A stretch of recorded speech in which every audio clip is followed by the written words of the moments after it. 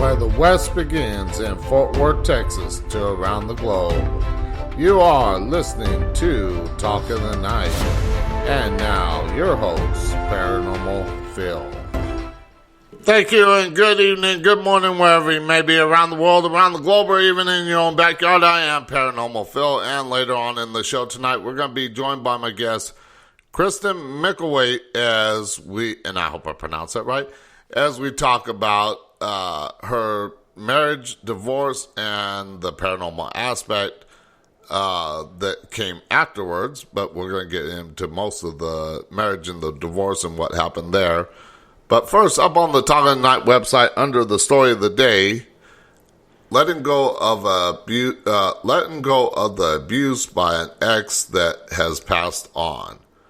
When the call came in, she recognized the voice and knew something was up. The call came from the mother of the lady's ex-husband, and she knew there was only one reason she would call. Her and her son were divorced, so she knew what the call would be about. The voice on the other end said, "Lena," with a hoarse voice, "Micah died in an accident last night." Micah's mom said she wasn't sure the true cause, but mentioned a couple of things. Lena knew Micah had threatened suicide several times after breaking up. She thought he was being manipulative when he said it. She said he was nothing if not manipulative. Her first thought was good, but she learned to forgive him. And of course, you can read that story up on the Talk of Night website under the story of the day by clicking on the link below it. So let's get into a little bit about my guest. Kristen Mickelwait is a professional copywriter and editor by day and a writer of fiction and creative nonfiction by night. The Ghost Marriage is her first memoir and tells her story of spiritual connection and surviving divorce after 50. Kristen lives in the San Francisco Bay Area, where she is at work on a new novel. So please welcome to the show my guest, Kristen Mickelwait. Thanks, Phil. Well, now, did I pronounce that correctly, the last name correctly? The last name's great. It's Mickelwait. The first name is Kirsten. Okay. That's, I don't know why. I put an R in there. I don't know why. Fine. My mistake. So I want to make sure I got it right. So tell the listeners a little bit about yourself. Well, I am a professional writer, a marketing writer, as my career. And the decade of my 50s was a pretty transformative decade. I went through a really bad divorce, and the story is told in my memoir, The Ghost Marriage, but it was pretty debilitating. And I went on a path of trying to heal from that, both financially and spiritually, which it was a process that took me through my 50s and into my 60s. Then I wrote the memoir, and now I'm back to doing marketing writing and just getting this book out into the world. Okay. So before, I saw that you were in Rome and everything before the marriage. Now, before moving back to California, what did you do in Rome? Well, I lived there for a year. I was 30 years old. I worked as a tour guide on a bus. So I took mostly American tourists on legs of trips from 3 days to a week all over the continent of Europe. And then I would come back and I would spend 2 weeks in Rome where I lived, and then I would go off on tour again. So it was a pretty haphazard way of living, but I was kind of living my dream, and it's a year I always think back on, and it was just one of those years where you go out and you just aim for the bleachers and you live the life you think you want to live. Yeah, I'm pretty sure it was wonderful being over there. I've visited many places in Europe myself when I was in the military, so I never got to visit Rome. That was one place that I would love to visit along with Venice, but the closest I ever got to it was Naples, Italy. That's a great city, too. Yeah. And then, of course, I've been to many places. But what got you into writing? Oh, gosh. I was an English major in college. I always loved to read. When I got out of college, I was just happy to find a job in publishing where I could work as an editorial assistant. I just spent my whole career using words, and working with words, whether it was, as an editorial person or as a publicist. I was always writing. And it's a career I continue to this day. I work for UC Berkeley as a marketing writer. There's so many ways you can be a writer. You can be a novelist, or you can be, you can use your words in a completely different way and have people give you benefits and pay you well to, write their website or do their newsletter or write a magazine article. Yeah. So that's kind of how I have balanced my fiction and my creative nonfiction, is to work in a job where I still use my writing, but in a completely different way. Now, what made you choose that career? Choose to write your novel?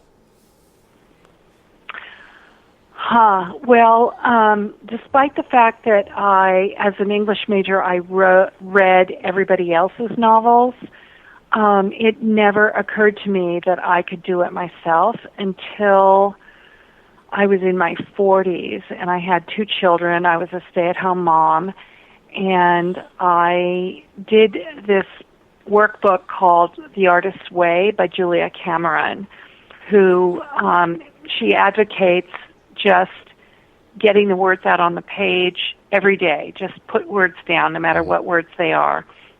And it's a workbook that kind of takes you through this creative process.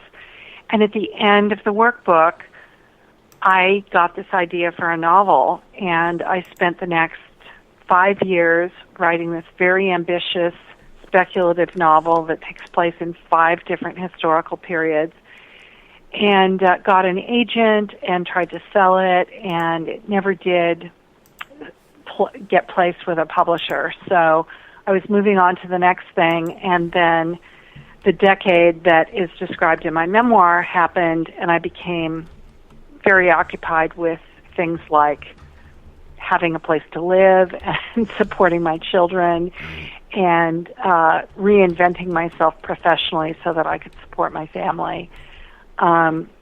So again, I was still using my writing as a way to support myself and my family, but I wasn't looking to write a book or even a short story. And then after this whole thing kind of was behind me, a lot of people told me I needed to write about this experience in a memoir, and I did. And that took another 3 to 5 years to write the book and place it, get a publisher, and it came out in June of last year. So now I'm re-engaged on that more personal, creative level, while I'm still using my writing in a more lucrative way. Well, you got your story out, and at least you got the book out there to hopefully help people that read the book and everything like that. Now, what genre is this book under? Because a lot of people might wonder, is it fiction, nonfiction? Well, a memoir is considered creative nonfiction. So you write about a chapter of your life that is very much nonfiction. It really happened, but you write it in a way that's like a novel. You have characters and you have plot and you have themes, all the things that you would have in a novel, but it's based on an actual chapter from your life. Some people think memoir means I'm writing my memoirs like, an old Hollywood starlet writes the story of her life. Memoir now is a genre that it's an increasingly popular genre that is about a chapter of one's life in which you change. So Eat, Pray, Love is a genre. Is a memoir. Wild is a memoir. This Boy's Life is a memoir. All kinds of books that are on the bestseller list now are in the genre of memoir, and what it means is they're writing about a nonfiction period in their lives, but they're writing it in the style of a novel. Okay, so they're pretty much kind of telling their story, but using maybe fictional characters or something like that. The characters are real, but certainly in my case, most of the names have been changed to protect the people in my life. Okay. But all the dialogue is real, all the events are real, but they're written in scene. They're written in a way to carry the reader through the book the way they would read a novel. It's written with the same pacing and the same voice as you might write a novel. Okay. Now, I know a lot of, I've gotten to know a lot of writers. I'm not one of those people. I'm the person that kind of likes to get out and do things. And, even though I'm trying to work on my horror movie screenplay, I have trouble focusing long enough to write straight through. But as I was saying, I know a lot of authors, and one thing that they always seem to ask me, what do you think about the cover? And I was wondering, how did you come up with the cover for your book? So my publisher is a small independent publisher, She Writes Press, and they're really wonderful working with authors about their cover. I've heard from a lot of bigger traditional publishers, the author does not get a lot of say or collaboration in choosing their cover, but She Writes Press was very different. So they started by saying, send us a bunch of JPEGs of covers that you like and tell us why you like them, and give us any other ideas you want around the story in your book. And I had some ideas, and they sent me back some concepts, and none of them felt really classic enough. They all felt kind of trendy. But during that time, I was at a party talking to a friend who is an artist, and he said, well, what's your book about? And I told him, and he said, oh my gosh, you've got to check out this artist named Anne Seams out of Portland. And I checked out her work online, and she had this whole series at the time of women from different historical periods, mostly like I'd say the 17th and 18th century. But their faces and their hands were solid, but their dresses and their headgear or whatever was transparent, and it looked extremely ghost-like. And so I looked at all her paintings, and I picked one that, to me, really spoke to my story, where the lace off of her wedding dress is kind of rising up into the air and taking on a life of its own. And it's roses, but it's also thorns.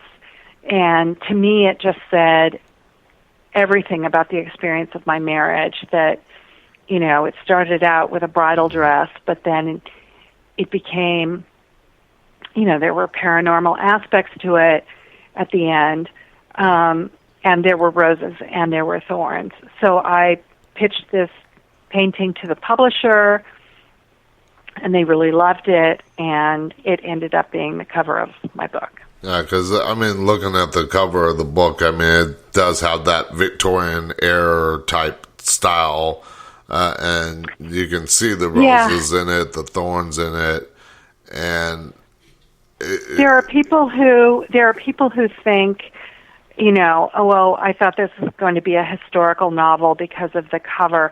I actually picked the painting that looked more contemporary to me. The other ones were way more historical looking. And the other thing that we did was the full painting has the woman's full face, and she has these piercing blue eyes that really make you want to know about that particular character. And I just thought, this really looks too much like a historical novel. So the artist or the designer cropped it so you couldn't see her eyes, and the focus was more on the dress. And I felt like it worked because of the ghost-like imagery and like I said, the roses and the thorns. But there were still a few readers who thought, oh, it should have been a historical novel based on this image. But, it was used metaphorically. Yeah, you can't please everybody. Right, exactly. You learn that when you publish a book. Now, is there anything that interesting that happened to you while writing this memoir? Anything interesting? Well, the writing of it took a couple of years.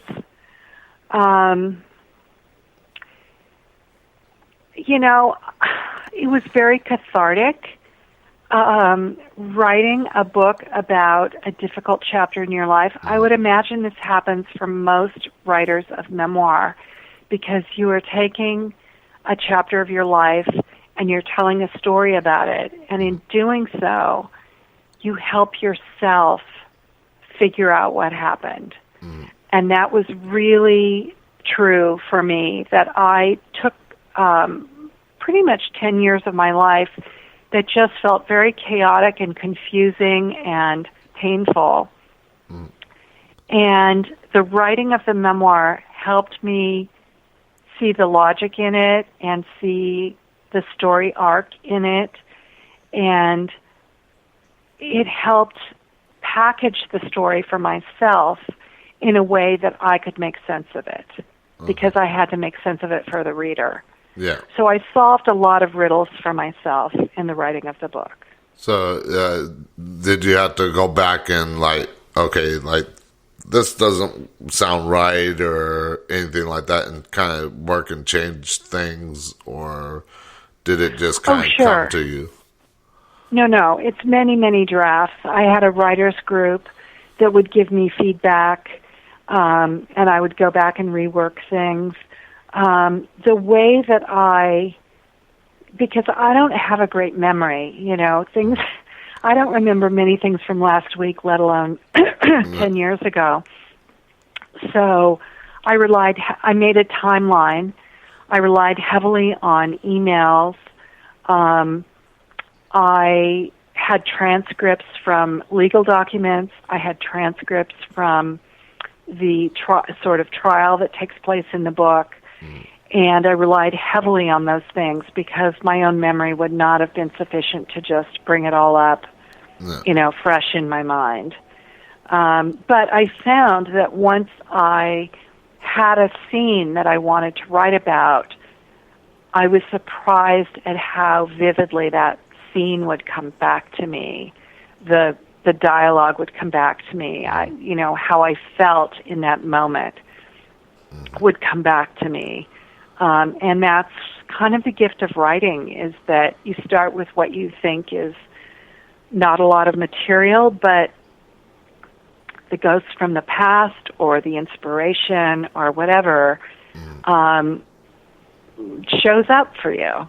It just you kind of relive that memory and everything like that, and it just kind of replays in your mind. I I find that when I'm talking about the paranormal, even though I'm not really in it anymore, I'm too busy doing my radio show. But when I talk about something that I experienced a long time ago in the field, it just replays in my head like, okay, this is what I was doing at that moment, and I find it easier to talk about when it is playing in my head. Yeah. Memory is a really interesting part of the human brain.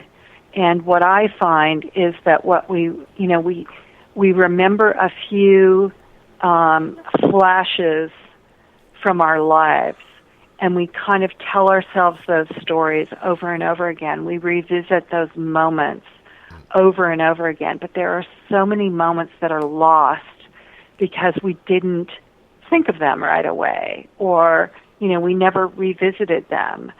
And when you do suddenly discover a new memory, that goes into the bank in your brain, and you have a new piece of geography there. There's so many things about my childhood I don't remember, and sometimes I try to add to that geography. What are the memories I didn't hold on to and repeat to myself? Yeah, there's quite a bit that I don't remember from my childhood. I do remember my first paranormal experience. I'll never forget that. But a lot of my childhood, I was more the daredevil, so I've gotten hit in the head quite a few times, so knocked myself out. So I don't remember a lot of my childhood, but I wouldn't change it for the world. Yeah. Now, is there any life lesson quotes that you referred to when writing this book? Life lessons? I would say the biggest lesson in my book is forgiveness. Really, the whole point of the book is that I went through this really traumatic, painful divorce experience with my ex-husband. He was an attorney, and when I asked to separate and then divorce, he went on the offensive, and he really tried to take me down. And he did it in a lot of ways. He used our kids, he used guilt, but the main thing he did was he used money. And because of our divorce settlement, he'd taken on a bunch of properties. I got the sale of our primary house, but he still had these properties, and he ended up defaulting on those properties. My name was still on the loans. Wow. And so when he died, which was about a year, I believe, after our divorce was finalized, maybe 2 years, he left me with $1.5 million in debts. And, I mean, there were so many other things he did, but that was kind of the quantifiable damage that he did, was leaving me with this $1.5 million in debts to deal with. So I had a lot of things to forgive. And I had a timeline for when I felt I could forgive him, because I didn't feel like I could even do any of that work until I was made whole again financially. And that's basically an 8-year process. Once you foreclose, once you go bankrupt, any of those financial events, it takes 8 years to get them off your credit report. So I was in no hurry to forgive this man, and yet I ended up forgiving him in the flash of a spontaneous moment. And a lot of that did have to do with the paranormal aspect. And the takeaway from my book is the importance of forgiveness and how I got there. It's certainly not the path everybody has their own path. But if I had not forgiven my ex-husband, I would still be walking around carrying such a load of anger and resentment. And I don't think I could have gone on and thrived in my life the way I have since he died in 2012. It's been 10 years now. Wow. And I've moved on. But if I hadn't done that work, I think I would still be locked into all the damage that he left me. Now, is this your first book, and are there plans to write any more? This is my first book. I have the novel that I never published that's lying in a drawer somewhere, and I'm in the final pages of a new novel, a historical novel. I'm hoping to finish the first draft by this weekend, and so all my sort of psychic and creative energy is going into that new novel. Okay. Now, what lessons have you learned from writing? Were there any things that you had to research? Did you get advice from other writers to help you write this book? Are you talking about the memoir or the novel? Memoir. The memoir? No, I didn't really have to research that because it came from my own life. I mean, certain things like the financial crisis of 2008 played heavily, so I did some research on what that was more globally. But for the most part, memoir comes from your own experience. So research wasn't a heavy lift for that book. For the historical novel, the research is an unbelievable lift. I've done an enormous amount of research for it.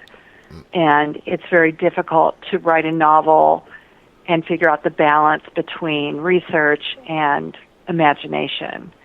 So it's a completely different exercise writing this book.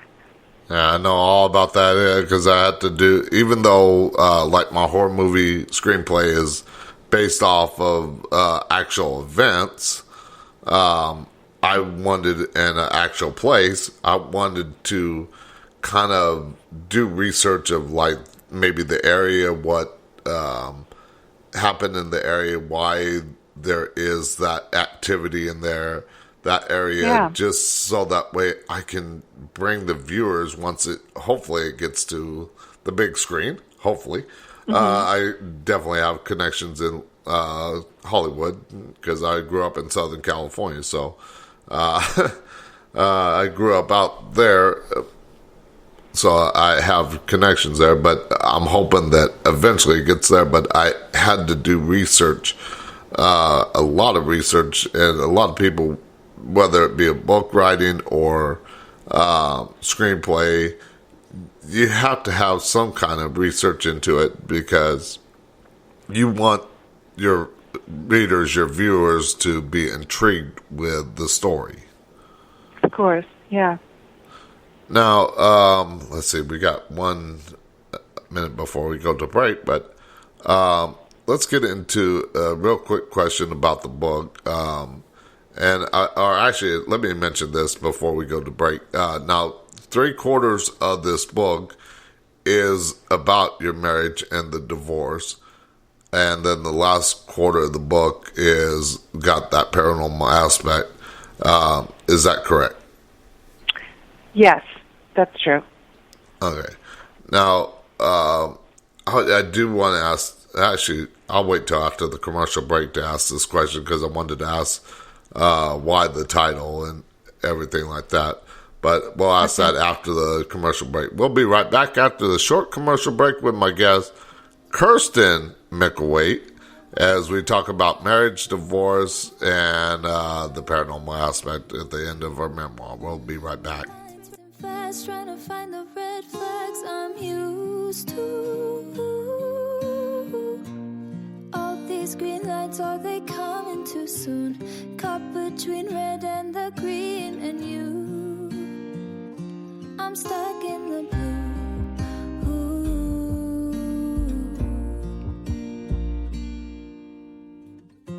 You value how I'm feeling. How do you have so much time? Been searching for a reason for why you'd love a chick design. Aren't you listening to me now? Screamed all my secrets, why don't you leave then? Ooh.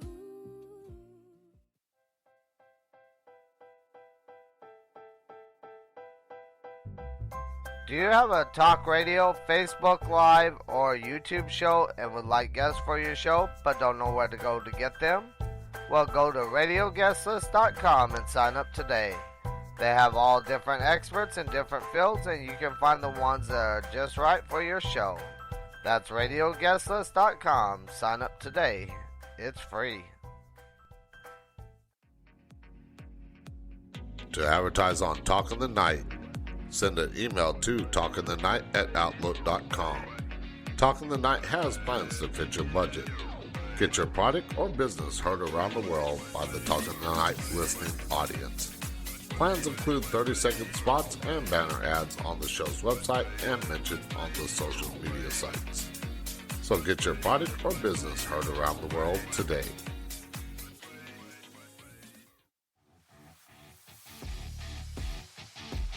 Shop the Talk in the Night merch store today and pick up one of the many products with 9 different designs to choose from. The store has men's and women's apparel, drinkware, houseware, and accessories. Pick up a t-shirt, coffee mug, or anything else on there and support the show today. Go to talkinthe.night.com to find a link to the merch store.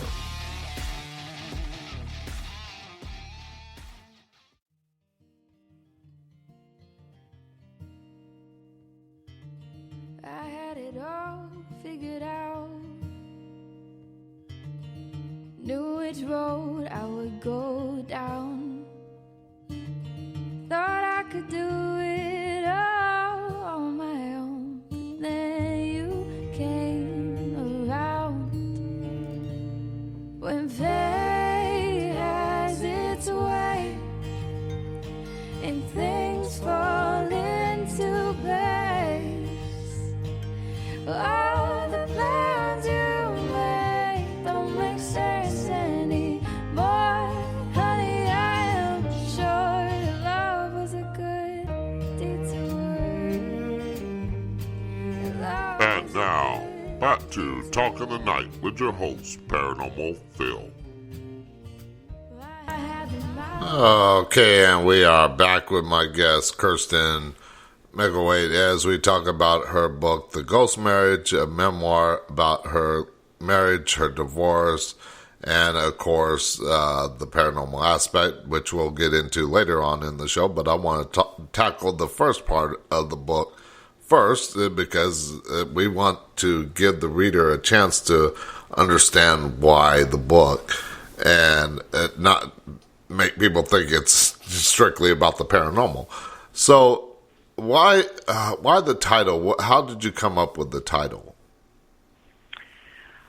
Well, I don't really know. It came to me in the midst of writing, and I struggle with titles, especially for books. Titles are really hard to find something that represents the entire book when so much happens.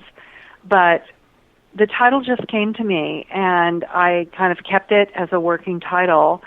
But by the time I was done writing the book, it still felt appropriate. And by that, I mean not only that I was kind of visited by the ghost of my ex-husband at the end of the book, but that the whole marriage, you know, in hindsight, felt ghostly, felt less than real. There were things about even the early marriage when we were so happy that later on I questioned and wondered how much of a real marriage it was.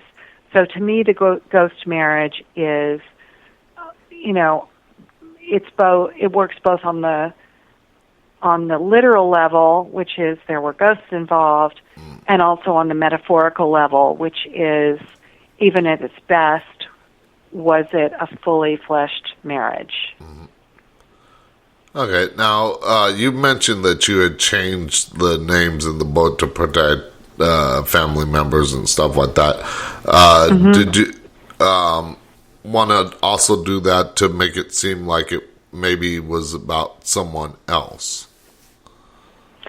No, I wanted the book to be true to my experience of how I'd lived it, but I didn't want to hurt particularly the members of my family who, I wanted to protect their privacy. Oh. So I changed the names of my children. I changed the names of my stepchildren. I changed the names of the foundation where I worked and all the people who worked there. Most people, I didn't write this with everybody's permission. I wrote the story that happened to me, and I wrote the truth as it seemed to me, but everybody has a different experience, and I didn't want to name names in the event that other people didn't experience the story the same way, particularly my children. Yeah. Neither of whom has read the book. So, I it's saw just that on important to your me. website somewhere. I forget where I saw it, but I saw that they might not ever want to read it. But and I mean, Right. to each their own. But the reason why I asked that question is because I was wondering if you might have done it to maybe kind of help somebody that might be going through the same thing or close to the same thing. Oh, yeah. No, that's another big reason I wrote the book, is that I think there are many people out there who go through really horrible divorces or abusive relationships, or are involved with a narcissist, who could benefit from my story. I wanted the story to be out there to help other people, but I didn't want, by doing that, I didn't want to hurt the people who actually were in the story, who didn't, like I said, who didn't experience it the same way. But it's my hope that there will be people who read this book and can find their way to forgiveness and to healing from, a horrible divorce or living with a narcissist or, any number of other negative experiences. Yeah, trust me, I know I've gone through plenty of them. Not any divorces. I've never been married, so I'm kind of living the way my parents lived their life. They were married, and they stayed married up until their death. So I kind of want that type of relationship, so I don't want to push myself into something where it's going to end horribly. I know there's no way to prepare for that or predict that, but I mean, I want to make sure that this is what I want. Now, I do know people that have gone through something what your book talks about and what your website talks about. One person that I know, excuse me, I got the hiccups. But she was married to this guy in only a short period of time, but he found drugs and his life went to heck, and then they separated, and now he's somewhere out in California, and but she wants to get the divorce, but because she don't want that life, she wants to get away from that life. But like I said, everything was good until he found the drugs, and I know your book mentions something about opioids. Yeah, so my husband had a couple of back surgeries and took Vicodin for the pain. He was in serious pain, especially before the surgeries, but also after. And I was aware that he was on Vicodin, but I was not a suspicious spouse. It never occurred to me to go through his bathroom drawers. And it was only after we'd separated that he told me he had actually become addicted to Vicodin. And it causes, real severe mood swings and anger and temper and all kinds of things that contributed to our separation. But by that point, it was too little too late. I was like, you should have told me this 5 years ago. Yeah. And my understanding of the way opiates work is that you don't just get off them. You really need serious rehab to get off of them. So I don't know for sure, but I suspect that he remained addicted to them until he died. He died from colon cancer. So I didn't actually kill him. Yeah. Although I'm pretty sure you probably wanted to after the... No spoilers. Oh, yeah. No, I wished him dead many times, which is why, it's so poignant in the book. I wished him dead many times, and then he ended up dying. So there was that to deal with. But the opiates, it's kind of a forehead-slapping moment where you just think, I should have been that suspicious spouse. I should have been less trustworthy. But it didn't occur to me that I needed to worry about that. Yeah. Now, like I was talking about my friend, her ex got introduced to not opiates, but more of a harder drug, crack and cocaine. And that's what destroyed his life. And I mean, he tried to kill her a couple of times. And that's when she said, I need to get away from this. And she called me and said, can you come pick me up? And I need to get away from him. And I said, sure, I'll come pick you up. I'll get you out of that situation and help you start your life anew. And did you have anybody that probably could have helped in your situation? I mean, I had a great network of friends through the whole thing. My husband was never physically abusive to me. He was emotionally and mentally abusive to me. My friends lent support in terms of my complaining to them and their supporting my decision to leave. I had a therapist, but it wasn't a situation where somebody had to physically protect me. Okay. So kind of different in that regard. I mean, I feel like I got the support I needed, but it was still a really scary, lonely path to walk for a lot of years. Yeah, and I know, like with her, she kind of, like you, led that lonely type, I don't want to ask for help or, and felt like, am I doing something wrong? And that was playing in her head. And I don't know if it did the same for you when things first started going awry, but, I mean, of course, everybody's different, but like I said, it just, I mean, I'm hoping that your book can help somebody that might be going through the same thing or close to it. Yeah, I hope so.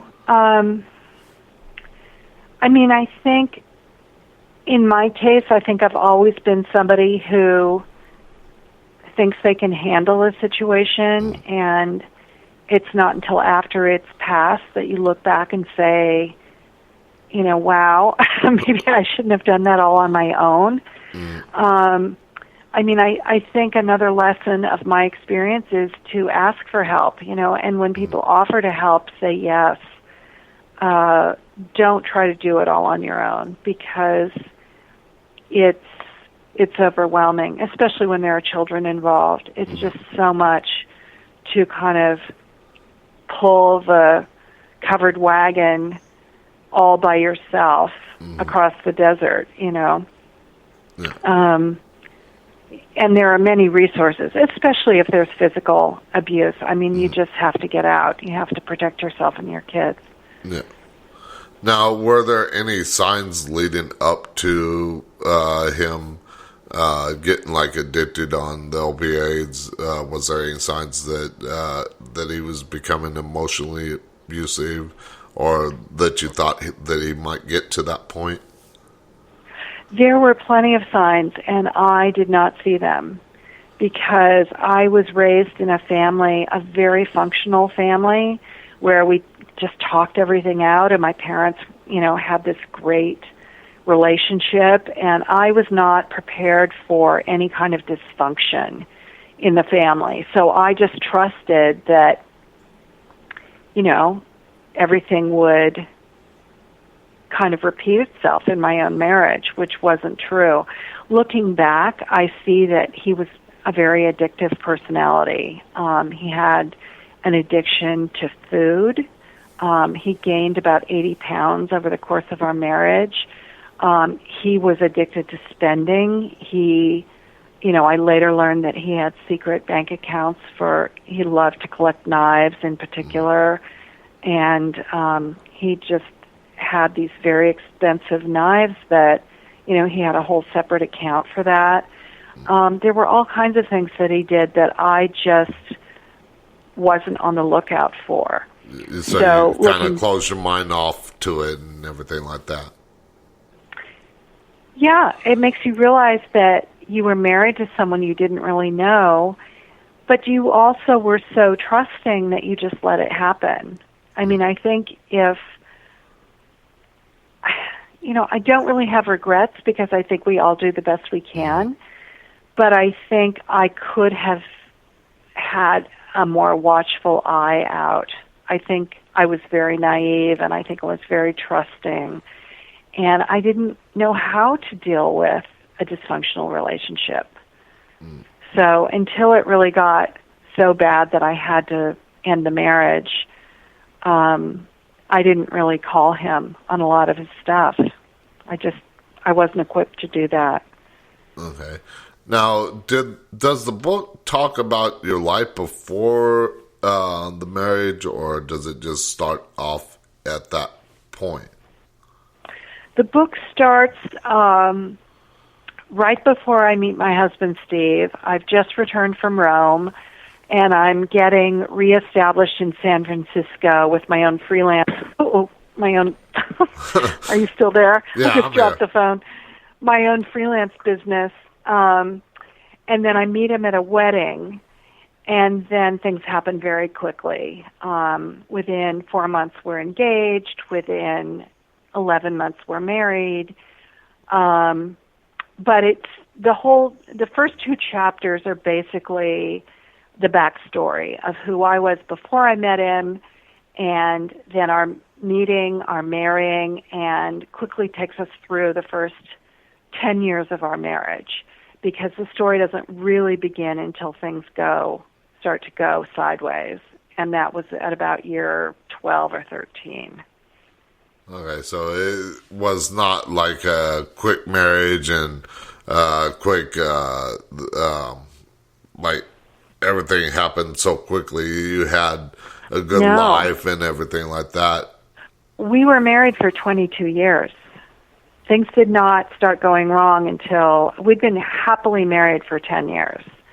And then in the next 5 years, things really started to go wrong. And then by the time we were divorced, it had been 22 years. So yeah, not a quick, people ask me what I think happened to him, and I think he kind of had this dysfunctional person in him all along. He'd been married once before, had 4 children from his first marriage, but I think he wanted to be a different person. And I think when he met me, he saw me as the wife of that different person. And he pursued me like, a racehorse. Like he saw me, he wanted me, he got me. And I gave him the life he wanted. I gave him culture and taste and great community, and I gave him 2 beautiful children and education and all of these. He had a law degree, but he hadn't really had all the accoutrements of an upper class life, and that's what he wanted, and that's what he saw in me. Okay, so And you saw something that's what I different thought to I was. where, I can be with her and she can bring me into this upper class life that I really want. Yeah. Yep. That was pretty much it. Yeah. Me, Yeah. I don't think I would ever change. I'm more down to earth, and even people. I mean, I tend to look for people that want that more laid back country life, but that's always how I've been. Well, but that's what he ended up wanting. He ended up just wanting to be a farmer guy, and he rejected the life that we'd built together. We bought a farm up in Grass Valley in California, and he became almost this kind of hillbilly kind of guy. Like he started talking differently and dressing differently, and all his values were different. And that was kind of the life that he'd been brought up with. And so it's like he had pursued this other life with me, but then he became the person he was raised to be, which was a more kind of working class, rural, basic guy, which is fine. But he still had this whole life with this very expensive lifestyle. I mean, we owned like 5 properties, and, you know, he had a lawyer's salary, and he'd built this whole life that he wanted. And then suddenly he wanted to be this other person, you know, and that doesn't really, you know, there are bills to be paid. And, Yeah. you know, it's inconvenient to suddenly decide you're going to be somebody else, you know, right without addressing all the bills of the previous life. Yeah. So, you know, that's no judgment on being more rural or working class or any of that, but it's irresponsible when you've built this life that costs a lot of money and you have 3 people dependent on you. Yeah, and like I was talking about my friend, he was an electrician with a big company. He had like a $300,000 a year salary, and when he found the drugs, he got laid off and everything like that, and it all went downhill from there. And she had lost that ability of the health care and stuff like that, and she never saw that coming. But Right. it was a shock to her. And was there any kind of like shock to you when things went south in your marriage? Completely. I mean, it was a total shock. It was a total shock. And for several years, he had talked about how unhappy he was as a lawyer and he wanted to get out. And I said, that's fine. You know, let's find something else for you to do. But first, let's get out from under this huge overhead of 5 mortgages and 2 expensive cars and private school for the kids and living in probably one of the most expensive towns in the country. Let's get rid of that before you decide you want to go do something else. And he was always the one who said, I'm not ready to give up the lifestyle. And then suddenly he lost his job, and it all went to hell. Yeah. You know, suddenly we were just hemorrhaging money. So it's not that I wasn't the one insisting on the lifestyle. Yeah. He was. But almost like just, Green Acres, but kind of reversed. yeah, exactly. It was like, yeah, he was Eva, what was her name? Gabor. Yeah, Zsa Zsa and I Gabor. was Eddie Albert, yeah. And most of your I'm listeners actually won't old even know enough to who that remember is. that. Yeah. But yeah, I know all about California and the high price of living out there and everything like that. I grew up in Riverside, which is about 60 miles east of Los Angeles, and when I left there about 4 years ago to come to Texas, I mean, it was expensive as it was.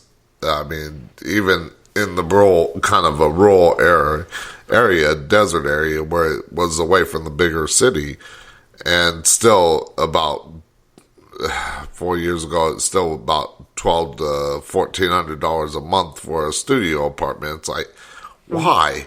But I mean, people out there there are people out there that can afford that lifestyle, but it just wasn't me. I was like, I was raised up country. There wasn't much in my hometown. It was mostly orange groves when I was born. Yeah. So it's beautiful.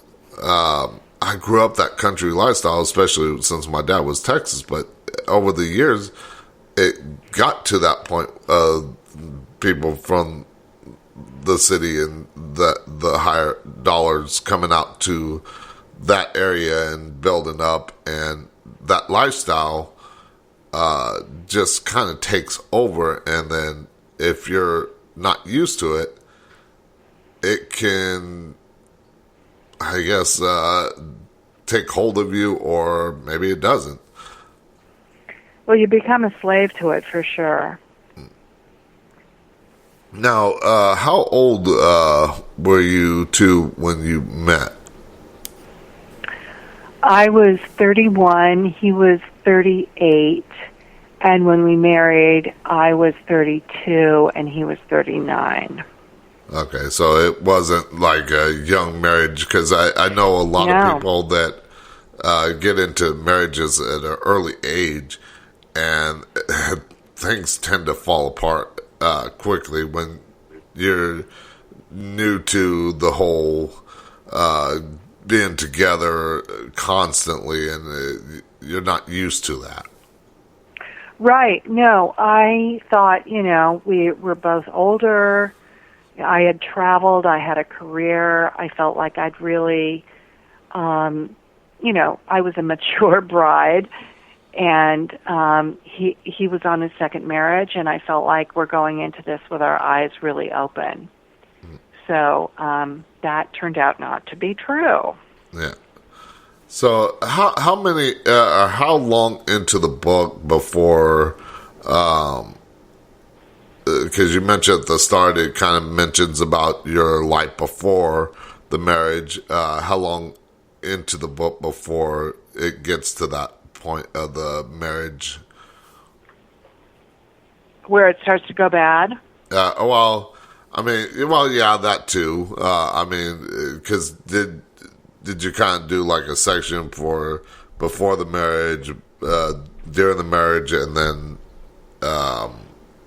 when it started going south, or did you kind of mix the marriage and before life kind of together? Well, the first chapter, I'm just looking here at the book. The first chapter is our meeting and courtship.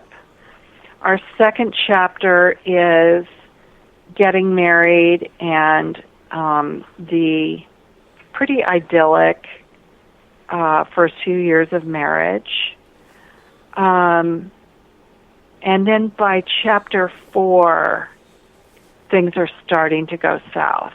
So pretty early, that's only 35 pages. Pretty early in the book, we get to where the problems arise, because that's really the bulk of the story. Okay. So in 3 chapters, I kind of deal with all the backstory of meeting and the marriage.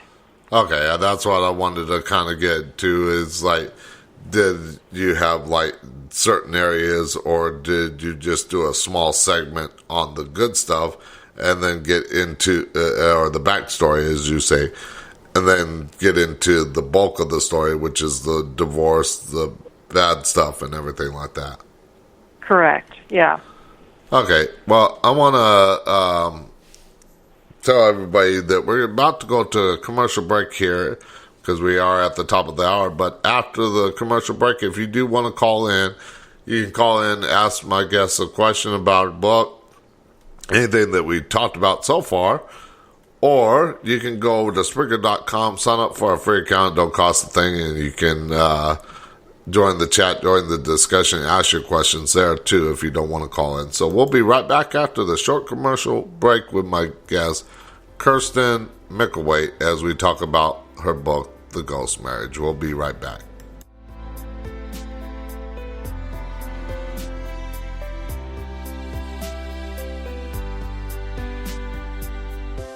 So many walls, so many close calls. Feels like a losing game. I set my sights high, then I go blind. I don't wanna fade away. I stitch myself up when I'm feeling loved. Why do I come apart when I've had enough? I just gotta tell myself, breathe deep, breathe slow and sweet. The weather is getting warmer and people are out and about. Well, if you love ghost hunting, now is the time to pick up some new gear. GhostStop.com has a wide variety of equipment to choose from, and one of those items is Blue Buddy. He's back. The talking bear every investigator wants on their team. Click on the Ghost Stop banner ad at the top of the show's website and pick up your Blue Buddy today. Go to spring.com and sign up to create your own design or choose from a design from one of the many creators on there. Spring has ways to integrate your store on social media, custom stores, and they have digital and physical products. While you're there, check out the Talk in the Night merch store. To get started with Spring today, click on the banner ad on the Talk in the Night website.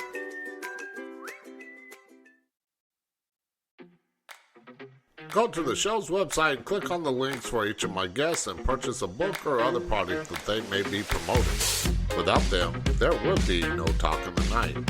Whether you're interested in the paranormal, conspiracy, technology, health, relationships, or any other topic the show covers, my guests have something for you.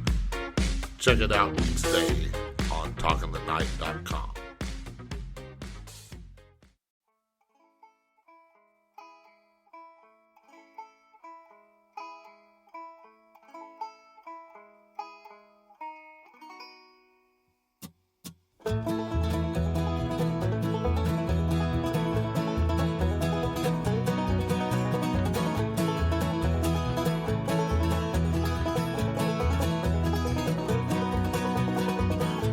That old familiar feeling, just like yesterday. Got nothing new to talk about, got nothing new to say anyway. To call into the show, Skype Talk in the Night or by phone at 817-717-1280. Now back to Talk in the Night with your host, Paranormal Phil. Okay, and we are back with my guest, Kristen Mickelwait, as we talk about her book, The Ghost Marriage. Now, I do want to mention, if you do want to call into the show, again, use the Skype name Talk in the Night or by phone at 817-717-1280. Or go over to Spreaker.com, sign up for a free account. It don't cost anything. You don't have to record anything. And you can pop in there, say hi, let me know you're listening, or ask a question there if you don't feel like calling in. I tell my guests, I got enough questions the last 5 hours. So it's no big deal if you don't want to call in. But do pop in. Let me know you are listening. I do interact with all my listeners. So I do want to get into the bulk of the story of the book and everything, and I think you mentioned it in the first part of the show about how things started going south, and I wanted to ask how long into the marriage before things really started going south, but when you first started noticing things. I would say around 12 years. It was kind of in the 12 to 15 year period that I realized that things were not working for me and trying to figure out what to do. Okay, so that's when you first kind of started realizing the signs and that you were seeing the red flags that most people in a relationship tend to overlook. I noticed that a lot of people tend to overlook the red flags because they think, oh, everything's good here, but they're not seeing that red flag that's waving over there like, no, look at this, look at this. Well, yeah, and when there's two children involved, you're invested in the family enterprise. You know, you don't want to rock the boat. You want to keep things, moving smoothly. So I think a lot of spouses, women in particular, find themselves in this situation where they realize they're personally unhappy, but everybody else is okay, so they just keep managing it. Yeah, I know I've heard a lot of stories where people want to keep the marriage going for the children and everything like that, right, which is sometimes not the best thing to do. I mean, it's especially if it leads to like what your story talked about, the blackmail, the emotional abuse, using the kids for money and stuff like that. So, I mean, you have to kind of know, like, yes, I want to stay with for the kids and don't want to destroy their life, but at the same time, I don't want to continue with this and really destroy their life. Yeah, it's there's a word for it, but it's a really tough choice to make. Are you better sacrificing your own happiness and keeping everybody else happy, or are you serving as a bad role model for your kids that you are living in a bad marriage? It's a tough choice every person has to make. Now, was there any particular thing that led to the end of the marriage?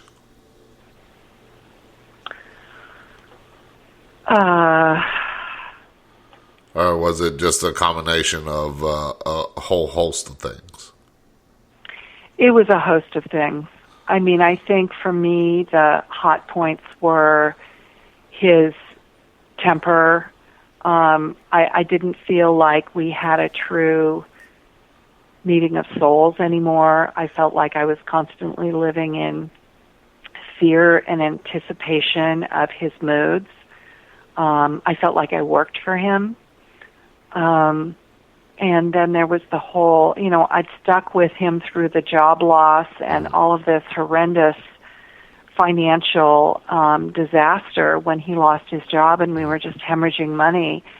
But finally, I just couldn't abide the fact that he was making such bad decisions, financial decisions for his family. And I just thought, even if I'm a single mom supporting my kids, I think I can do better than this.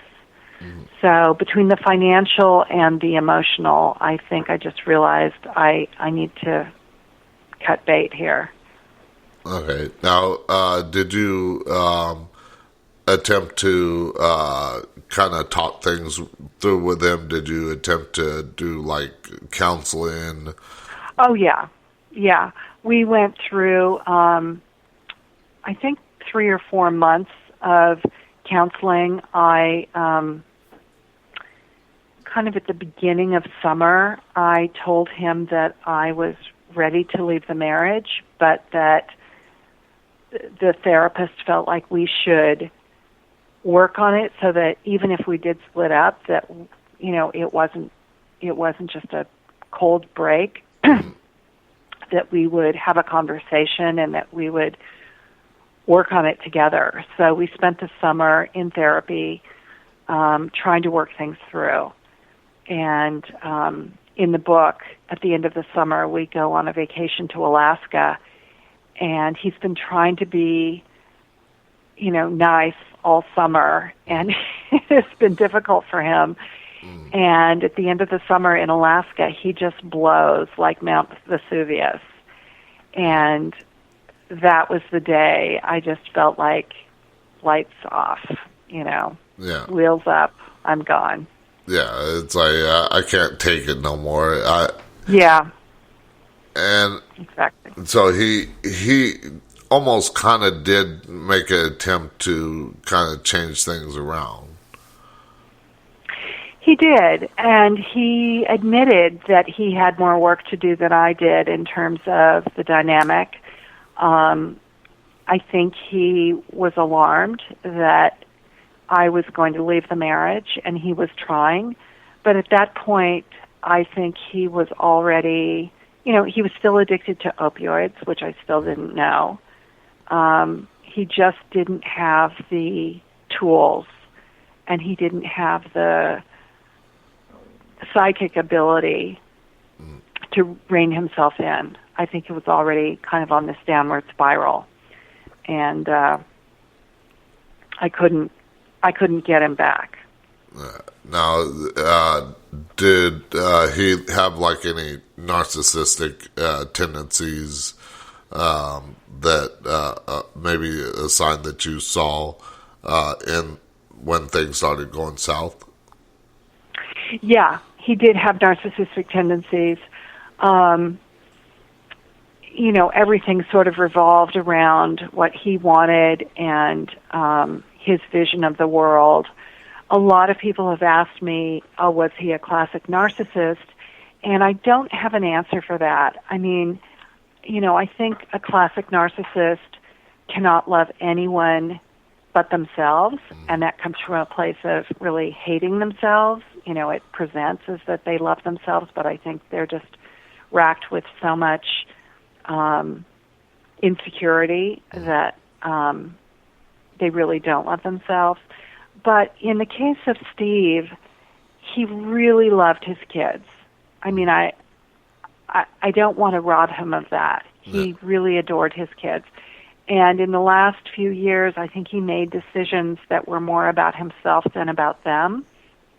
But I think he always truly loved them. And I think a narcissist couldn't have done that. So I think he had narcissistic tendencies, but he wasn't only a narcissist. Okay. Yeah.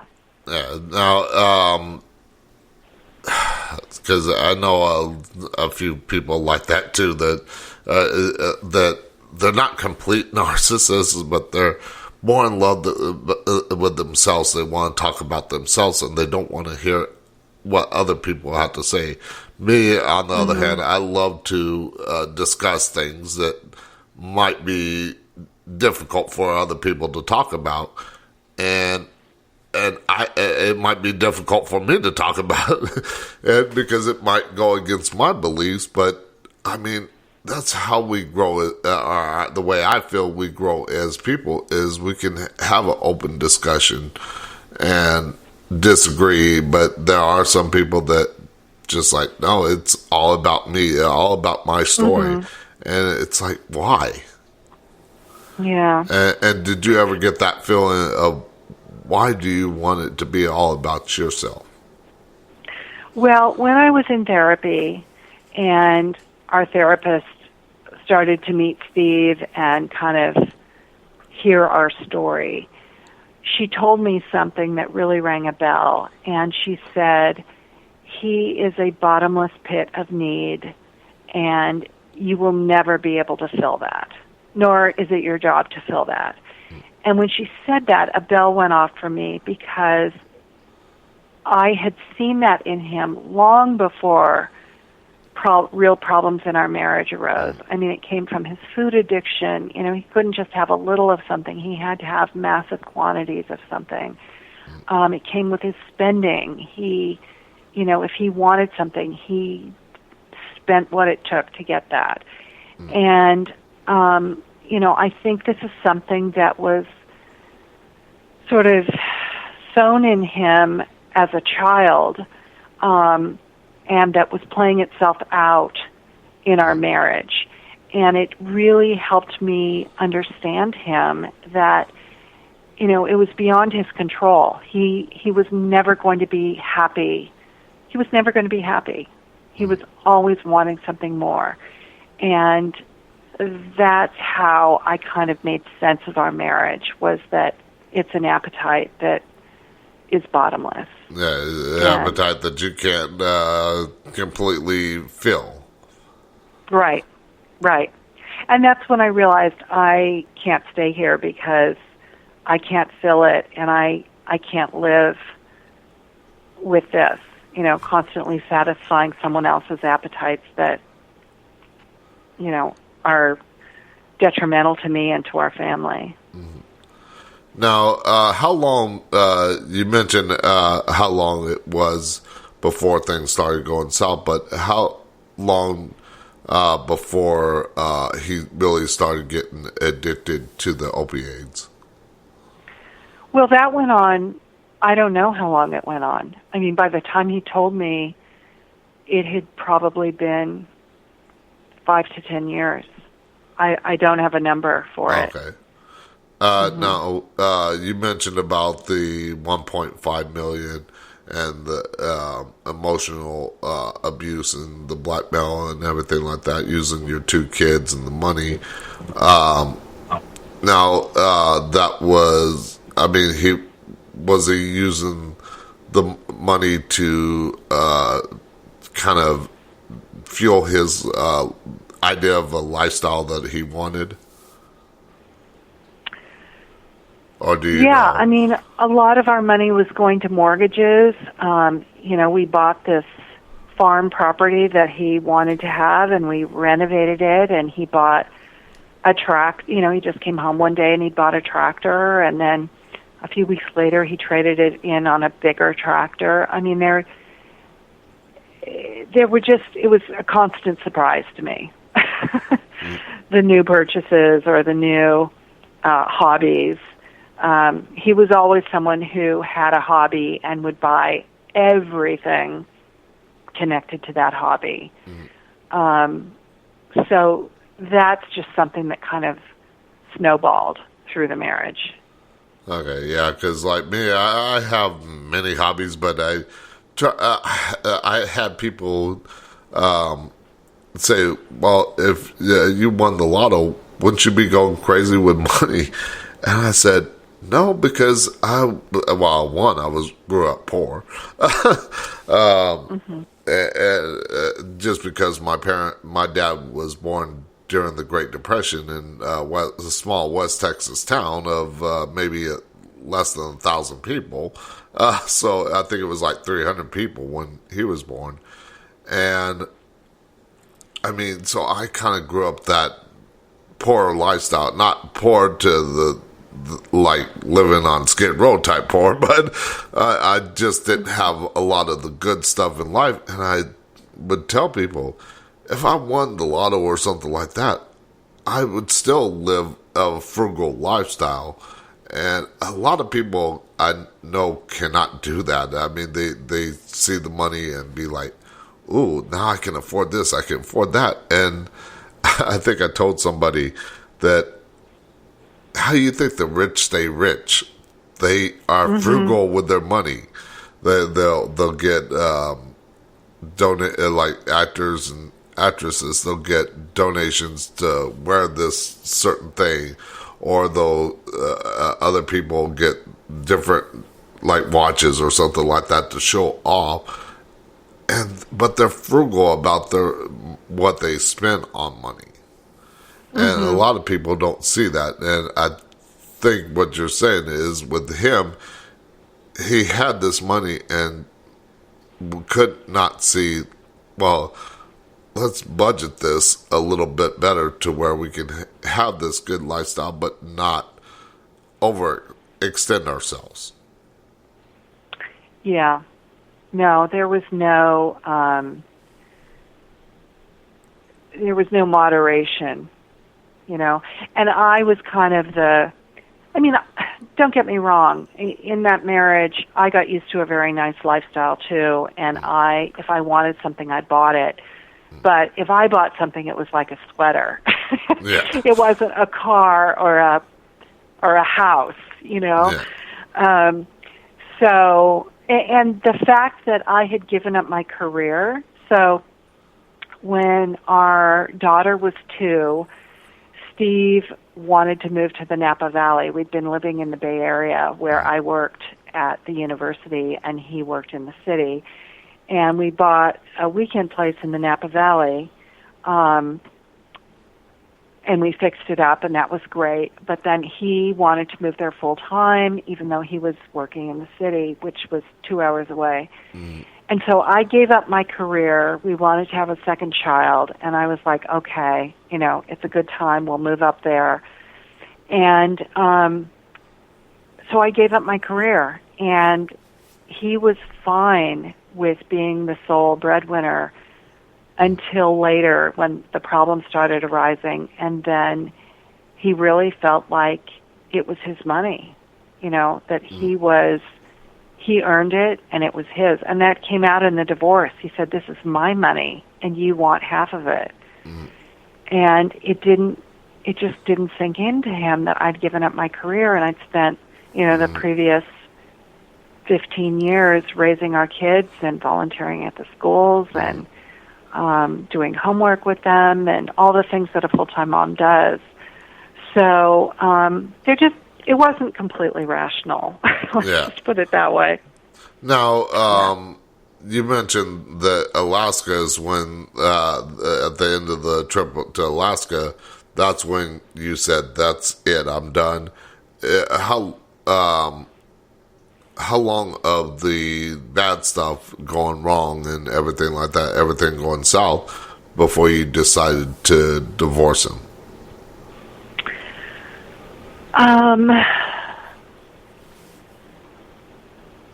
I think things started going wrong. I really started feeling like I've got to do something around 2005. And I think we separated 2006 or 2007. And then the divorce wasn't final until 2009. So there was a long period of separation when things were, and it took us, we were working with attorneys to settle our marital settlement agreement, but we couldn't do that till we sold our primary house. And it was the American financial crisis in 2008, and we could not sell our house. Yeah, the big old housing bubble. Everything was delayed while we tried to sell our house because nothing could be finalized until that was our primary asset. So it was just this long drip, drip, drip, painful, just trying to get all our ducks in a row. And finally, when the house settled, then we were divorced in June of 2009. Okay, so did you separate with him, live separate from him while the divorce proceedings were going on, or did you stay with him up until the divorce was final? No. We were separated for at least 2 years, maybe 2.5 years before then. Okay, now you mentioned, again, going back to that $1.5 million in debt and everything like that, did that happen before the divorce or after the divorce? I'm sorry, tell me that question again. Okay. Now, the $1.5 million in debt that you had mentioned, was that was before the divorce, correct? No. So in the divorce, I got our primary house, and he got 4 other properties. 1, 2, 3, 4. Yeah. He got 4 other properties. 2 of them were rentals. One of them was his farm property, and one of them was a loft in Oakland where he had lived because he was working in the city and it was a 2-hour commute. He would live in this loft during the week. Right. And it was a valuable, desirable property. So he kept all those. I kept the primary house. That broke out basically even. But as time went on and he lost his job and then he became sick, he stopped paying the mortgages on those 4 properties. And I had gotten word that he was going to foreclose on one of them, but I wasn't getting a lot of communication because all of the bank notices and everything were going to him at his address. and I was kind of learning about them sporadically. And I was begging him to sell these properties because he couldn't. The only way for him to get my name off the loans of these 4 properties was to either sell them or refinance them. Mm. The fact that we were getting divorced made no difference to the bank at all. Mm. So he refused to sell them, and he said, I'm working on, this and that. And as they so one of them foreclosed before he died, another one foreclosed right after he died. 2 of them I short sold after he died. But the total of those properties, those loans, along with a couple of credit cards and a hospital bill that he had put in my name, was $1.5 million. Wow. And I did not know about most of it. I didn't know about the credit cards. I didn't know about the hospital bill until he died, and his mail started being forwarded to me. Like there was he was getting notices of this is going to a reporting agency. I didn't know any of that, and my name was on it. So that was all hidden up until his death.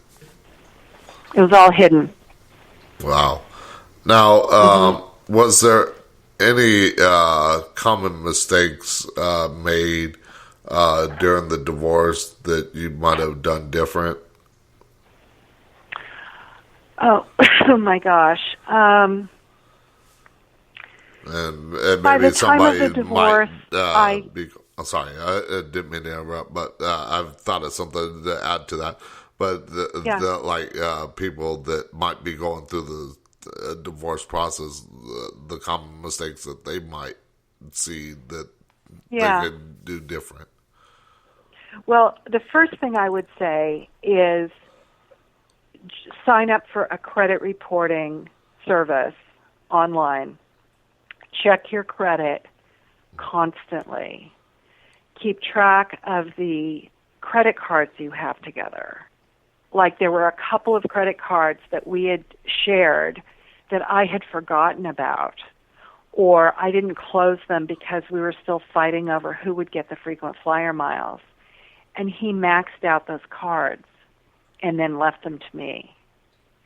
So really keep an eye on your finances, on your shared finances, because a spouse can really screw you over through those shared accounts. I had taken his name as my married name, and then another whole part of the story that we haven't talked about is when we went to sell our primary house, I talked him into hiring a friend of mine as our real estate agent, and they ended up having an affair while she was selling the house for us and not telling me. And I didn't take her to court, but I reported her to the local real estate consortium, and there was a hearing, and we had to both testify.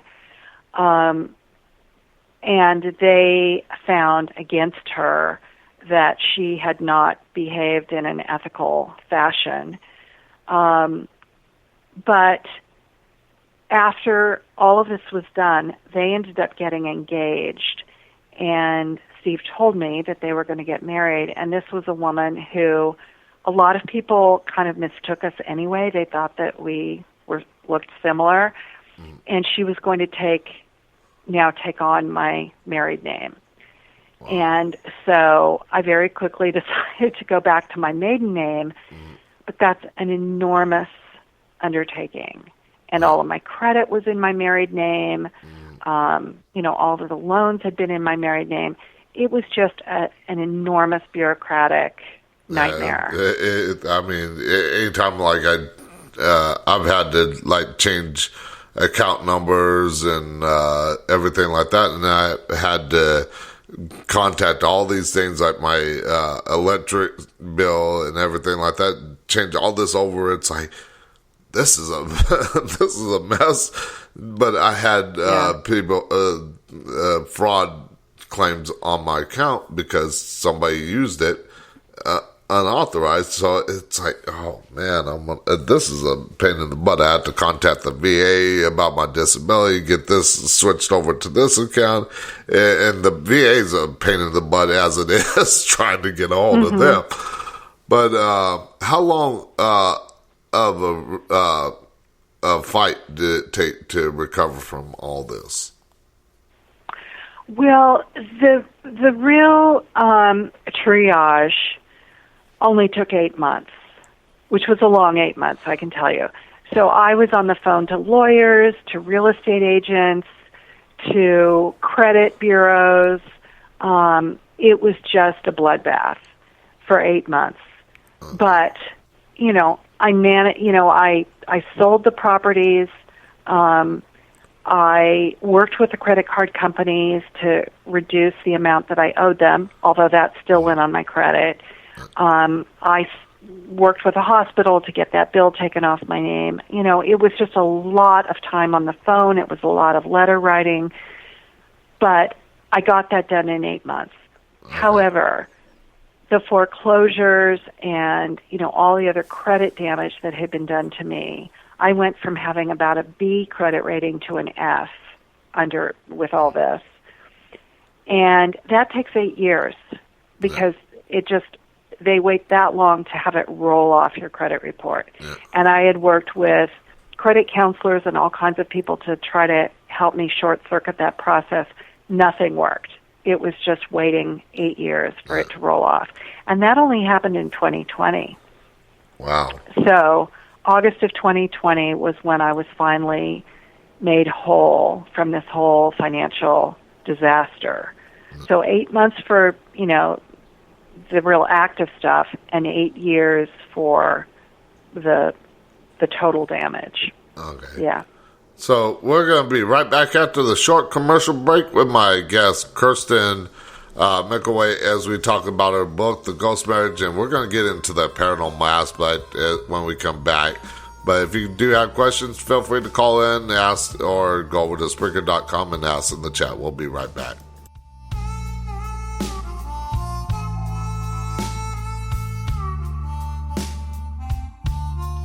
Is there a load on your back,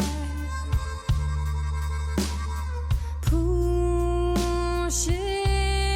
you down? Tell me, love, spread your wings.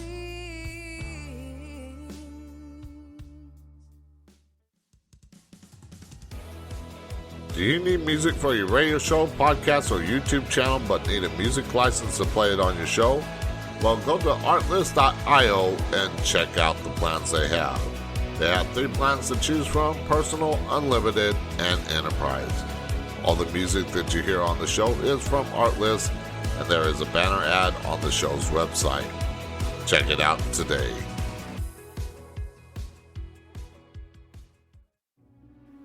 Do you love the strange, unusual, and weird unexplained mysteries? Do you like reading about the paranormal and other happenings?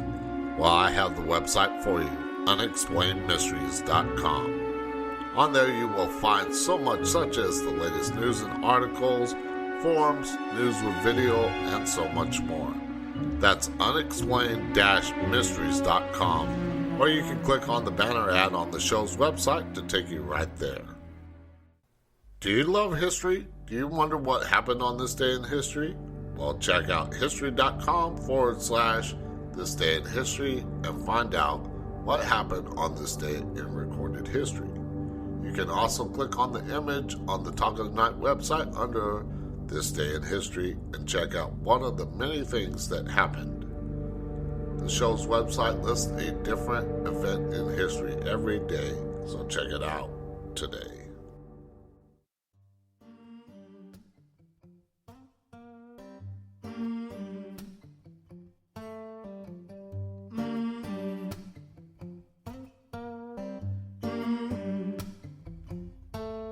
Got the feeling in your bones, make you feel right at home.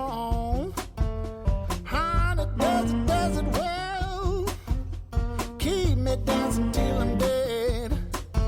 'Cause I could run a mile of this. Get over here, feels like this. The sun has got me on my track. I ain't never looking back. To call into the show, Skype Talk in the Night or by phone at 817-717-1280. Now back to Talk in the Night with your host, Paranormal Phil.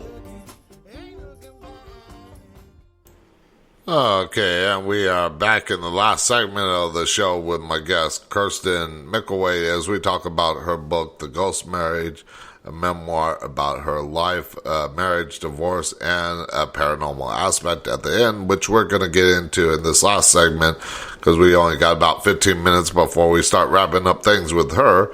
But I did want to cover most of the show about the marriage and the divorce, but I do want to cover that paranormal aspect. Now, when he passed away, how long before you started kind of receiving messages from him in the afterlife?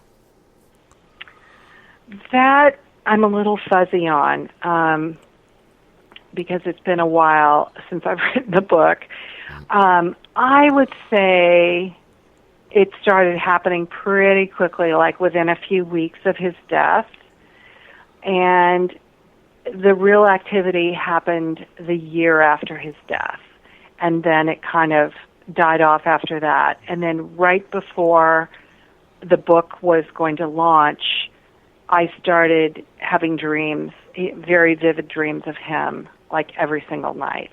Like he was coming through to me about the publication of the book. But most of the real bizarre activity happened from several weeks after his death until about a year. Okay, so it didn't happen kind of right away. It just happened like a couple weeks after or something like or a few weeks after.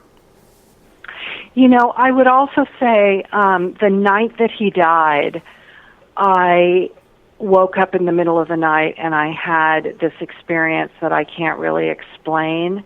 It was like kind of an astral projection where I had a dream, but it felt like much more than a dream. It felt like I was in a dark room and there was a light, like a blue light, like if you had a video camera or something that was just projecting a light, and there was a bed and there was a beige blanket and somebody's hand with this blue bracelet on it, and people were moving around, and it was just kind of this muffled sound. And I went back to sleep, and I woke up in the morning, and I thought, he died last night. And sure enough, I went downstairs, and there was a message on the machine, and it was his eldest daughter, my stepdaughter, who said he died at, I think it was 5 a.m. or something. And I said, was anybody wearing a blue plastic bracelet? And she said, yeah, his hospital bracelet on his left hand. So in some way, I had kind of seen that death scene in the middle of the night. So that was the first thing that happened. Okay, so that was kind of the first, in a sense, the first message from him. Yeah. Now, there are, in the paranormal world, there are different ways that people can contact us in the afterlife. And I was wondering, how were those messages coming through? Were they like hearing voices, seeing things move, or something else? So the experiences I'm aware of were all electromagnetic. So the first thing that happened was my daughter was home from school, and she went through a real depression when her dad died. She'd been with him when he died. She was only 18, and she decided not to go back to school for a semester. So she was basically camped out on the living room couch, just watching TV and on her devices. And I came down one morning or afternoon, and she said, "What's wrong with the TV?" And I said, "Nothing. It's a new TV." And she said, "Well, it keeps switching channels on me. I'm watching this show and it keeps switching to this other channel. And I said, well, is it the DVR set up? Or, we went through all the Trying reasons it might have been. to kind of explain it away with the terrestrial explanation. Yeah, like what are the practical explanations? And it was none of those. And finally I said, well, what show is it switching to? And she said, oh, it's this show that Daddy and I used to watch together. And I said, well, I think that's your dad. I mean, I already believed in this stuff. I didn't have a lot of experience with it, but for instance, when my dad died, we were still living in our really big house in the Napa Valley, and we had like 42 recessed lights in the ceiling throughout the whole house. And in the week after, maybe 2 weeks after he died, 14 lights burned out. Wow. Just went all of a sudden. Yeah. And I just felt like that was my dad, because I'd read that they can communicate through electromagnetic energy. Yeah. So when my daughter said this, I was like, I just think that's your dad telling you he's here. And she accepted it because, I kind of, that's always just sort of been something that we believe in. Mm. And so I started thinking, well, if I wanted to hear from Steve, which I do not because I'm still furious with him, but if I did, what would my sign be? Mm. And the first thing I thought of was really stupid. It was this car we used to drive. Like when we were first married, through his work, he had been able to rent a really nice car, and we had this brown Mercedes, and we had ordered it with this special chocolate brown interior instead of the usual beige interior. And when we turned the car back in, whenever I would see that car on the freeway, I would look to see if it had the brown interior because I thought that would be our car. Stupid game, I know, but I used to do that. And that was the first thing I thought of, was like, well, if I ever see that Mercedes with the chocolate brown interior, that will be my sign from Steve. And then I thought, that is a really stupid sign. Let me think of something else. Yeah. And I thought of this joke that we used to tell together, and the punchline of the joke was carabinieri, which is the Italian military police. And I thought, if I see the word carabinieri in the next week, I will consider that a sign from Steve. Mm. And like a day or two later, I was making breakfast, the TV was on, and all of a sudden on the TV screen came, like literally 3-inch high letters, the word carabinieri. It was a story that took place in Italy, but they weren't even talking about the military police, but there was this plaque on the screen, and it filled up the entire screen. And I just was like, okay, I get it, you're there. I mean, that is pretty good. Yeah. 2 days later, I'm walking the dog, and I come back to our driveway area, and parked on the street in front of our house is a brown Mercedes, and I just thought, no, that's too crazy. Mm-hmm. And I walked up, and I had never seen, in all the years I'd looked for that car, whenever I saw that car, I always looked in it. It always had the beige interior, the chocolate brown interior, sitting in front of my house. Wow. And I talked to a medium about it. I had a read, and that's when I got most of my information about Steve, was talking to a medium.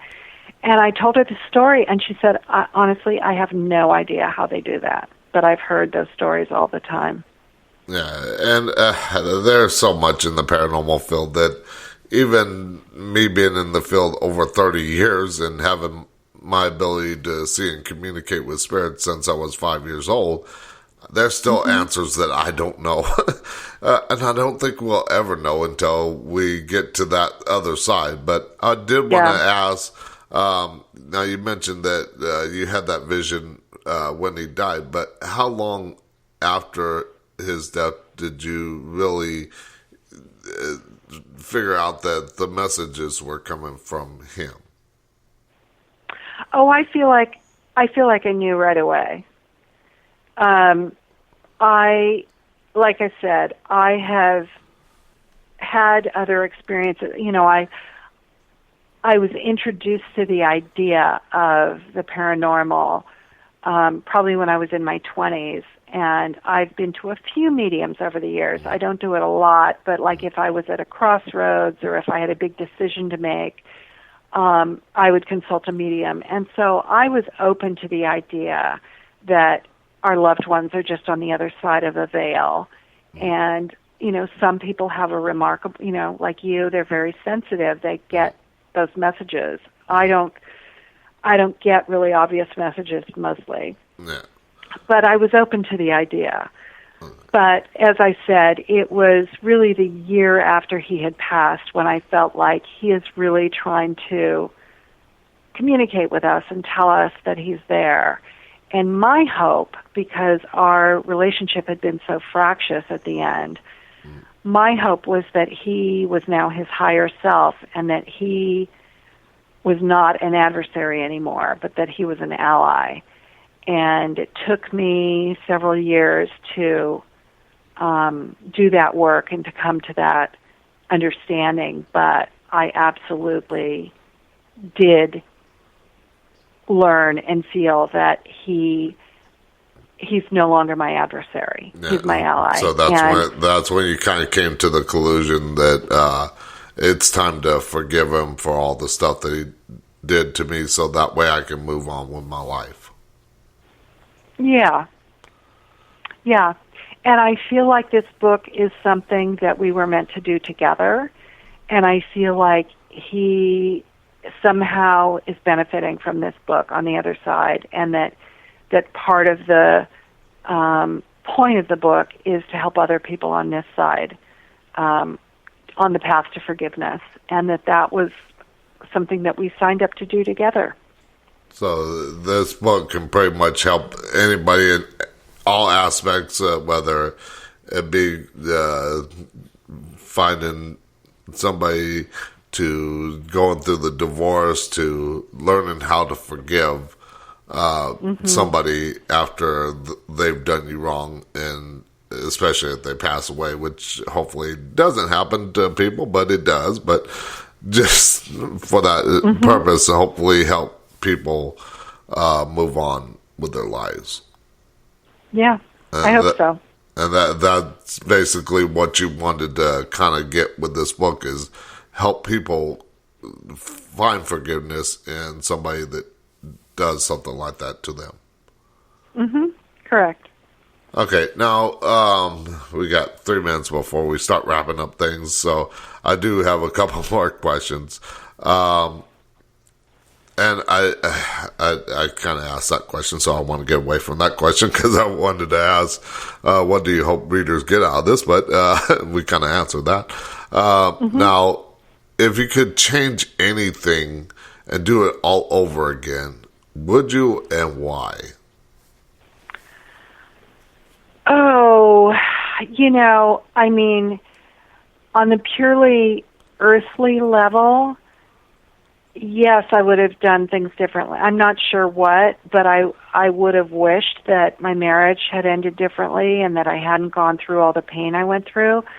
But now that I've processed the story and written the book and see all of the things that happened since Steve died, I have to say, I think I was meant to go through this. And, if you've done any reading about soul contracts, you realize that we choose these lessons to learn. We come into this life with certain lessons to learn, and they're not easy. Nobody has easy lessons to learn. And this one was mine, along with Steve. So I feel like this whole experience has somehow advanced me forward, and it's something that I was meant to go through. So at this point, I have to say, no, I wouldn't have done it differently, even though if you'd asked me 10 years ago, I would have had all kinds of things that I would have done differently. Now, one last question before we do wrap up things. You mentioned the other book that you're working on. I don't remember if you mentioned at some. I do forget things too myself. But yeah. Did you mention a working name of the book, and how long do you think before you have it out there? So no working title as yet. It's a historical novel. As I said, I'm coming to the finish line on a first draft, but I have months and months ahead of me of rewriting. I probably won't even pitch it to an agent for at least 6 months. So I would say sometime maybe in 2023 if I'm lucky. But people can follow my social media. I'll be promoting it there. It'll be on my website as soon as I have anything to announce. So stay tuned on that. Now, you mentioned it was a historical type thing. Can you give us a little idea about what it might be about? Yeah, so if anybody is familiar with The Lost Generation in Paris, it was writers and artists in the 1920s in Paris after the First World War. So Ernest Hemingway, Scott Fitzgerald, Picasso, Gertrude Stein, Eric Satie. There was just this whole artistic movement where they were basically reinventing various art forms for the 20th century. And I'm writing a novel around a couple who lived during that period, and they were part of that group. The husband was a painter, although not hugely famous in his time. And a lot of people don't know about them, but they were kind of a fly on the wall to that incredibly creative and fascinating period of life. So it's just going to be kind of imagining what their lives were like during Paris in the 20s. Okay, now I normally ask my guests a devil's advocate question, but I was going to ask, let me find it real quick. I got a list of questions. I got a long list, so I have to look for it. Where was it? I know I had it. Oh, there it is. Now, we were talking about the messages, and I do, like I said, like to ask these questions because it just kind of throws people off their game sometimes, but it gives people a chance that maybe they don't believe in this or something like that, and it gives them a chance to hear something different. But how do you know that the messages were from him and not something maybe of a darker nature? I mean, I'm not an expert, but they were so specific to things within our experience. And, I mean, I'm an optimist. I see the glass as half full, not half empty. There was nothing in any of our communications that led me to feel like this is some evil spirit that I don't understand. It was always very specific to my relationship to Steve. And, I mean, I was comforted by these experiences because it meant that there was something more beyond the negative experience of him I'd had, in this life.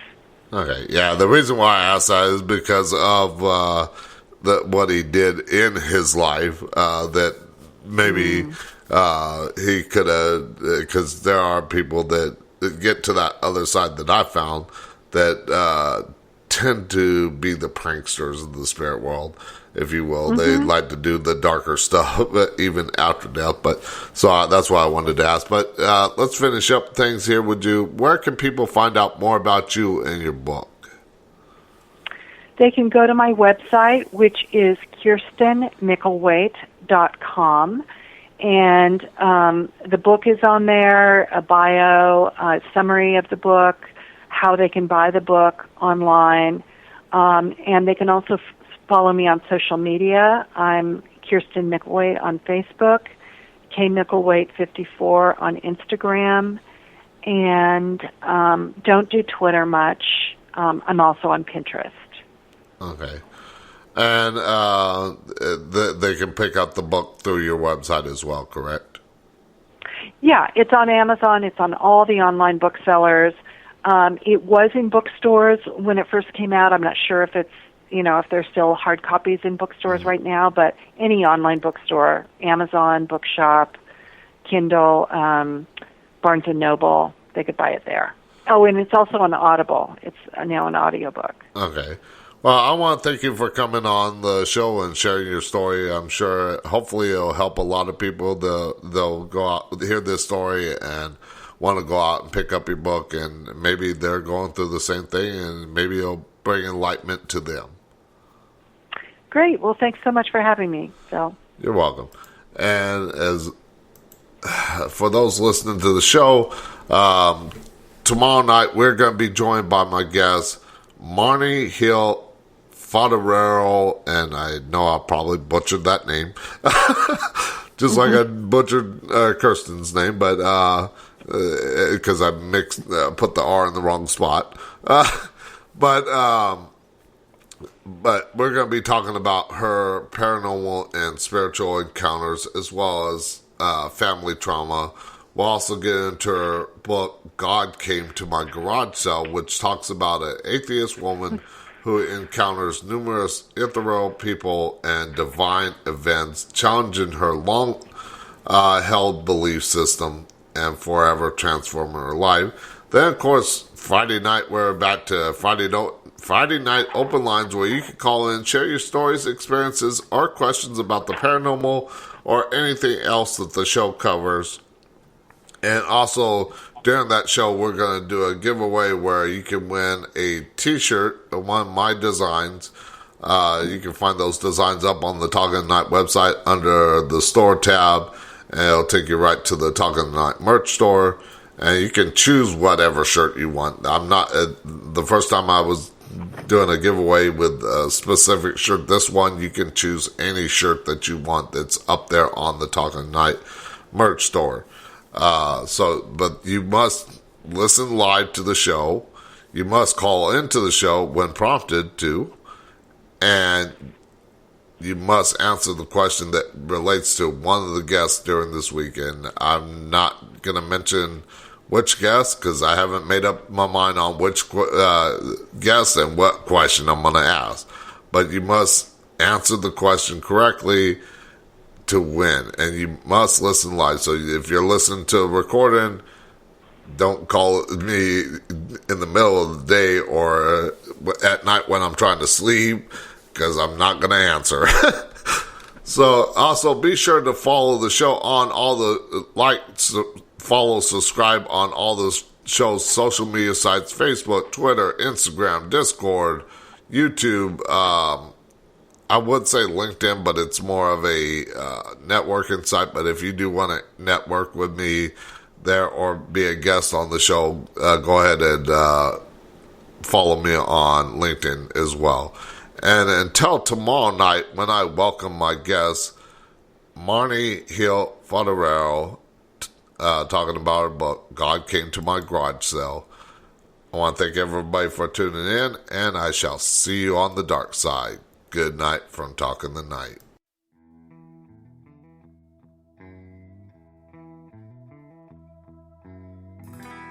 Late at night, darkness has fallen. Turn on the radio, and you hear him talking.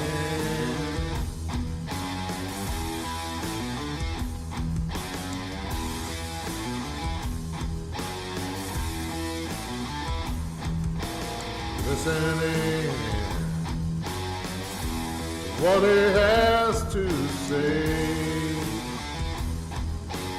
all about the paranormal and all of the things. When he sounds off,